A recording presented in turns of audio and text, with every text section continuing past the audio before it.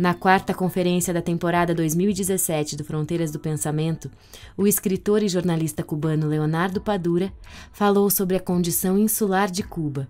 que mais do que determinar a existência de fronteiras líquidas, sintetiza o modo de viver dos habitantes da ilha. Uma espécie de fatalidade geográfica, que inicia ou termina no Muro do Malecón, em Havana. Pero la esencia del malecón habanero no son ni su muro, su avenida o sus edificaciones carcomidas, sino la de ser precisa y evidentemente la frontera entre la tierra y el mar. Una tierra caliente y un mar que, asomado a la corriente del Golfo de México que sube hacia el Océano Atlántico, puede ir de lo apacible a lo furibundo, a veces en un mismo día. Porque la frontera que marca el malecón no es solo geográfica, tierra y mar, física, sólido y líquido, sino también orgánica y espiritual, adentro y afuera,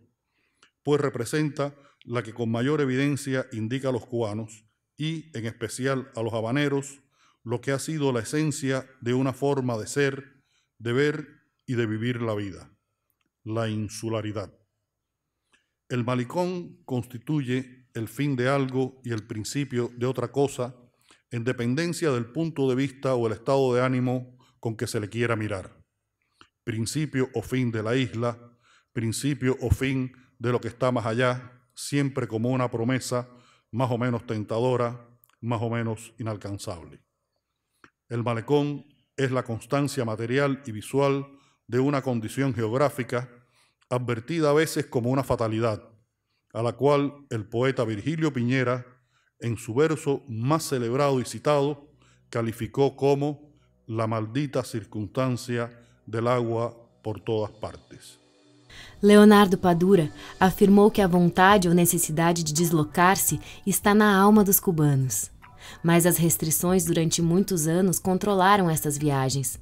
E o exílio também é outra característica opressiva da insularidade, concretizada em muitos cubanos que abandonaram a ilha, mas que nunca verdadeiramente esqueceram de Cuba. De acordo com Padura, este é benefício da insularidade: reforçar o sentimento de pertença de uma identidade cubana ou da saudade do país. Tener voz y no utilizarla puede ser un pecado, más en un país como Cuba. Vivir dentro de la isla constituye, en cambio, una decisión, un ejercicio de albedrío que he aceptado de forma voluntaria porque quiero seguir siendo alguien que viva cerca de mis nostalgias, mis recuerdos, mis frustraciones y, por supuesto, de mis alegrías y mis amores. Aun cuando no practique con demasiada frecuencia alguna de esas sensaciones y revelaciones, como esa de caminar al final de la tarde por el malecón, sentarme en su muro de frente a la ciudad a ver la vida, o de frente al mar a verme a mí mismo y a pensar que más allá del océano hay un mundo que he tenido la suerte de conocer y disfrutar, pero que no me pertenece, y volver a sentir que